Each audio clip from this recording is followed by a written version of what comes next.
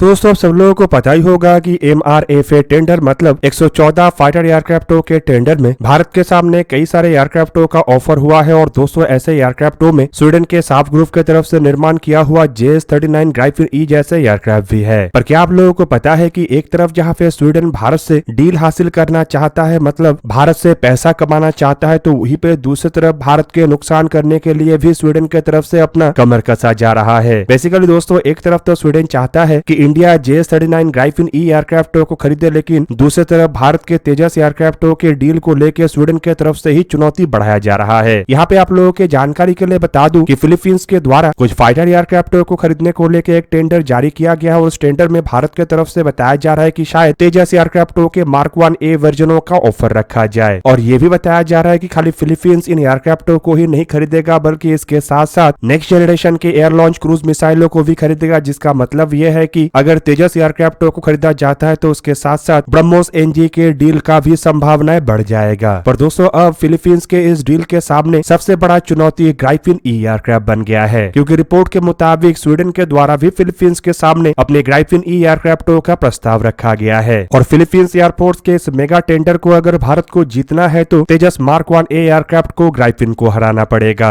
अब दोस्तों यहाँ पे फिलीपींस के लिए भी दोनों एयरक्राफ्टों में से किसी एक एयरक्राफ्ट को चुनना काफी चुनौतीपूर्ण होगा, क्योंकि एक तरफ जहां पे भारत के तेजस मार्क 1A एयरक्राफ्टों को देखा जाए तो ये एक बेहतरीन एयरक्राफ्ट होने के साथ साथ एक कॉस्ट एफिशिएंट एयरक्राफ्ट है, तो वहीं पे अगर ग्राइफिन एयरक्राफ्टों को देखा जाए तो ये भी एक बेहतरीन एयरक्राफ्ट है जो कि एक्सपोर्ट मार्केट में ऑलरेडी सफलताएं हासिल कर चुका है। मतलब एक तरीके से आप कह सकते हैं कि तेजस एयरक्राफ्टों के मुकाबले में ग्राइफिन एयरक्राफ्ट अधिक देशों के द्वारा इस्तेमाल किया जा रहा है और अधिक मात्रा में प्रोड्यूस भी हो चुका है। अब दोस्तों मीडिया रिपोर्टों के मुताबिक अगर फिलीपींस के द्वारा भारत के तेजस मार्क 1A एयरक्राफ्टों के तहत आगे बढ़ा जाता है तो ये फिलीपींस के लिए एक कॉस्ट एफिशिएंट एयरक्राफ्ट होगा, जो केवल मात्र कीमत में ही सस्ता नहीं होगा बल्कि साथ ही साथ इसके उड़ान भरने का जो लागत है वो भी कम है। रिपोर्ट में यह भी दावा किया जा रहा है कि एक तेजस एयरक्राफ्टों के मार्क 1A वर्जन का फ्लाई वे कॉस्ट करीब करीब $43 मिलियन है, जबकि वहीं पे इसके कंपैरिजन में अगर ग्राइफिन ई एयरक्राफ्टों को देखा जाए तो इसके फ्लाई वे कॉस्ट बताया जा रहा है करीबन $85 मिलियन के आसपास है। मतलब अगर फिलीपींस के द्वारा तेजस एयरक्राफ्ट को खरीदा जाता है तो फिलीपींस आधे कीमत में भारत से इन एयरक्राफ्टों को खरीद पाएगा। वहीं पे अगर ग्राइफिन ई एयरक्राफ्टों को देखा जाए तो रिपोर्टों में दावा किया जा रहा है कि इन एयरक्राफ्टों को कई सालों से इस्तेमाल करने के कारण एयरक्राफ्टों में जो अपग्रेडेशन किया गया है वो काफी रियलिस्टिक है और इन एयरक्राफ्टों के परफॉर्मेंस कुछ मामले में भारत के तेजस मार्क 1A एयरक्राफ्टों से आगे है। खास करके एयरक्राफ्टों के पेलोड क्षमता और रेंज और रफ्तार भारत के एयरक्राफ्टों के मुकाबले में थोड़ा अधिक है। कुछ स्वीडिश मीडिया के तरफ से यह भी दावा किया जा रहा है कि तेजस मार्क 1A एयरक्राफ्टों के मुकाबले में ये जो ग्राइफिन ई एयरक्राफ्ट है ये असल में अधिक पेलोड को लेके लंबे उड़ान भरने में सक्षम है और अधिक भारी वजन के हथियारों को कैरी कर सकेगा, जिससे कि फिलीपींस को अपने कुछ स्ट्रेटेजिक जरूरतों को पूरा करने में आसानी होगा। हालांकि दोस्तों फिलीपींस के लिए एयरक्राफ्टों की कीमत या एयरक्राफ्टों में थोड़ा बहुत 19-20 के जो फर्क है वही एयरक्राफ्टों को चुनने के कारण नहीं बनेगा, बल्कि फिलीपींस के सामने और भी कई तरीके के इश्यूज है जिनमें एयरक्राफ्टों के फुल लाइफ साइकिल कॉस्ट से शुरू करके फ्यूचर में फिलीपींस को सपोर्ट और एयरक्राफ्टों के जो ट्रांसफर ऑफ टेक्नोलॉजी की अपॉर्चुनिटी है उसे लेके भी फिलीपींस के तरफ से सोचा जा रहा है। और इन सभी चीजों में जो बढ़ोतरी हासिल करेगा असल में फिलीपींस का डील उसे ही मिलेगा। हालांकि जिस तरीके से भारत के द्वारा अपने तेजस एयरक्राफ्टों को लगातार प्रमोट किया जा रहा है उसे देखते हुए तो यही लग रहा है कि फिलीपींस के बाकी आवश्यकताओं को भी पूरा करने के लिए भारत की तरफ से ना नहीं कहा जाएगा। और हाल ही में भारत और फिलीपींस के बीच में जो रिलेशनशिप स्ट्रॉन्ग हुआ है, खास करके अगर देखा जाए तो ब्रह्मोस मिसाइलों के डील के बाद ऐसे डीलों की संभावनाएं और बढ़ रहा है। पर दोस्तों एयरक्राफ्टों के कॉस्ट के अलावा भी बाकी फैक्टर को फिलीपींस के द्वारा जांचा जाएगा। इवन कुछ रिपोर्टों में यह भी दावा किया जा रहा है कि फिलीपींस इन एयरक्राफ्टों के साथ एक नेक्स्ट जनरेशन की एयर लॉन्च क्रूज मिसाइल भी चाहता है और इस मामले में फिलहाल भारत के पास बेनिफिट है, क्योंकि भारत के द्वारा ब्रह्मोस NG जैसे मिसाइलों का डेवलपमेंट किया जा रहा है जो कि हल्के वजन के एयरक्राफ्टों में भी लग सकेगा और भारत इसे तेजस एयरक्राफ्टों में भी इंटीग्रेट करेगा। इवन देखा जाए तो भारत की तरफ से ब्रह्मोस NG का डेवलपमेंट तेजस एयरक्राफ्टों के लिए स्पेसिफिकली किया जा रहा है, जिससे कि अगर फिलीपींस के द्वारा भारत से तेजस मार्क 1A जैसे एयरक्राफ्टों खरीदा जाता है तो फिलीपींस उन सबसे पहले देशों के लिस्ट में शामिल हो पाएगा जो कि ब्रह्मोस NG जैसे मिसाइलों का इस्तेमाल करेगा। और ऑलरेडी फिलीपींस के पास ब्रह्मोस मिसाइल होने के कारण एक तरीके से आप ये भी कह सकते हैं कि फिलीपींस का झुकाव भी ब्रह्मोस NG की तरफ होगा, जबकि ग्राइफिन जैसे एयरक्राफ्टों को देखा जाए तो फिलहाल इतने ताकतवर तरीन एंटीशिप क्रूज मिसाइल या फिर कहे तो एयर लॉन्च क्रूज मिसाइल ग्राइफिन एयरक्राफ्टों के पास नहीं है। ग्राइफिन एयरक्राफ्टों में जो एयर लॉन्च क्रूज मिसाइल या एंटीशिप मिसाइलों का इस्तेमाल किया जा रहा है उनमें RBS-15 जैसे मिसाइल शामिल है, जो कि एक सबसोनिक क्रूज मिसाइल है और 70 से लेकर 300 किलोमीटर दूर तक टारगेटों को निशाना बना सकता है। जबकि इसके अलावा कई PD-350 जैसे मिसाइलों का भी उपयोग होता है, जो कि वजन में थोड़ा भारी मिसाइल है और करीबन 500 किलोमीटर दूर तक टारगेटों को निशाना बनाने में सक्षम है, लेकिन ये मिसाइल भी सबसोनिक है। दूसरी तरफ ब्रह्मोस NG मिसाइल एक सुपरसोनिक मिसाइल है और ये भी करीब 300 किलोमीटर दूर तक ही टारगेटों को निशाना बना पाएगा, जिससे कि एक तरीके से अगर देखा जाए तो मिसाइलों के मामले में तेजस एयरक्राफ्टों का क्षमता ग्राइफिन जैसे एयरक्राफ्टों के मुकाबले में अधिक होगा। पर दोस्तों यहाँ पे एक बड़ा सवाल यह है कि एक तरफ जहाँ पे स्वीडन भारत के 114 फाइटर एयरक्राफ्टों के टेंडर को हासिल करना चाहता है, मतलब भारत से एक मोटा पैसा कमाना चाहता है, तो वहीं पे दूसरी तरफ भारत का नुकसान करने के लिए फिलीपींस के टेंडर में भी अपने एयरक्राफ्टों को भेज रहा है। और दोस्तों आप लोगों को यह भी बता दूं कि इससे तेजस एयरक्राफ्टों के लिए कंपटीशन भी बढ़ेगा और अगर तेजस एयरक्राफ्ट ग्राइफिन एयरक्राफ्टों को हरा के टेंडर को जीत लेता है तो आप समझ सकते होंगे कि तेजस एयरक्राफ्टों का जो चर्चा है और जो चाहत है वो आने वाले समय में कितना बढ़ेगा। फिलहाल दोस्तों अगर दोनों एयरक्राफ्टों को कंपेयर किया जाए तो भारत के जो तेजस एयरक्राफ्ट है ये असल में लाइट वेट कैटेगरी का एक ऐसा एयरक्राफ्ट है जिसे कि हिंदुस्तान एरोनॉटिक्स लिमिटेड और एरोनॉटिकल डेवलपमेंट एजेंसी की तरफ से डेवलप किया गया है। और इन एयरक्राफ्टों ने 4 जनवरी 2001 के दिन अपना पहला उड़ान भरा था और 17 जनवरी 2015 के दिन इन एयरक्राफ्टों को इंडियन एयरफोर्स के बेड़े में शामिल किया गया। फिलहाल इन एयरक्राफ्टों का उपयोग इंडियन एयरफोर्स कर रहा है और करीबन 2 स्क्वाड्रन एयरक्राफ्ट इंडियन एयरफोर्स के बेड़े में हैं। वहीं पे दोस्तों ग्राइफिन एयरक्राफ्टों को अगर देखा जाए तो ये भी एक सिंगल इंजन के सुपरसोनिक मल्टीरोल एयरक्राफ्ट है और इसे भी लाइट वेट कैटेगरी के एयरक्राफ्ट में ही गिना जाता है, जो कि स्वीडन के साब एवी के तरफ से निर्माण किया गया है। और इन एयरक्राफ्टों का फर्स्ट फ्लाइट 9 दिसंबर 1988 को हुआ था और 1996 में इसे स्वीडिश एयरफोर्स में शामिल किया गया। और फिलहाल स्वीडन के अलावा इन एयरक्राफ्टों का इस्तेमाल ब्राजील, चेक Republic, Hungary, South Africa, Thailand और यूनाइटेड किंगडम के एम्पेरियर टेस्ट पायलट स्कूल में किया जा रहा है। दोस्तों इन दोनों एयरक्राफ्टों के ही सिंगल सीटेड और ट्विन सीटेड वेरिएंट है। और भारत के तेजस एयरक्राफ्टों को अगर देखा जाए तो रिपोर्ट के मुताबिक इसका लंबाई 13.2 मीटर मतलब 43 फीट 4 इंच है, जबकि इसका विंग स्पैन 8.2 मीटर मतलब 26 फीट 11 इंच है। एयरक्राफ्ट का हाइट करीबन 4.4 मीटर मतलब 14 फीट 5 इंच है, जबकि इसके विंग एरिया 38.4 मीटर स्क्वायर मतलब 413 स्क्वायर फीट है। स्वीडन के ग्राइफिन ई एयरक्राफ्टों को अगर देखा जाए तो इस एयरक्राफ्ट का लंबाई करीबन 15.2 मीटर से लेकर 15.9 मीटर मतलब 49 फीट 10 इंच से लेकर 52 फीट के आसपास है, जबकि इसका विंग स्पैन करीबन 8.6 मीटर मतलब 28 फीट 2 इंच है और हाइट करीबन 4.5 मीटर मतलब 14 फीट 3 इंच है, जबकि इस डायमेंशन के साथ इसके विंग एरिया 30 मीटर स्क्वायर मतलब 320 स्क्वायर फीट है। जिसका सिंपल मतलब यह है कि ग्राइफिन एयरक्राफ्ट तेजस एयरक्राफ्टों से लंबाई में थोड़ा बड़ा है, लेकिन एयरक्राफ्टों के डिजाइन के कारण इसके जो विंग एरिया है वो तेजस एयरक्राफ्टों के मुकाबले में कम है। दोस्तों तेजस एयरक्राफ्टों के अगर वजन को देखा जाए तो इसका एम्प्टी वेट करीबन 6560 किलोग्राम और ग्रॉस वेट 9800 किलोग्राम है, जबकि मैक्सिमम टेक ऑफ वेट करीबन 13500 किलोग्राम है और एयरक्राफ्ट इंटरनली करीबन 2458 लीटर के फ्यूल को कैरी कर सकता है। वहीं पे दोस्तों ग्राइफिन एयरक्राफ्टों को अगर देखा जाए तो इन एयरक्राफ्टों का एम्प्टी वेट करीबन 8000 kilogram, maximum take off weight करीब 16500 किलोग्राम है और फ्यूल कैपेसिटी भी करीबन 3400 किलोग्राम है। मतलब वजन में ग्राइफिन एयरक्राफ्ट भारत के तेजस एयरक्राफ्टों के मुकाबले में काफी अधिक भारी है। एयरक्राफ्टों में इस्तेमाल होने वाले अगर इंजनों को देखा जाए तो रिपोर्ट के मुताबिक तेजस मार्क 1A एयरक्राफ्टों में A404 GE IN20 after burner turbofan engine का इस्तेमाल हुआ है, जिसका ड्राई थ्रस्ट 49 किलो न्यूटन और आफ्टर बर्निंग थ्रस्ट करीबन 85 किलो न्यूटन है, जबकि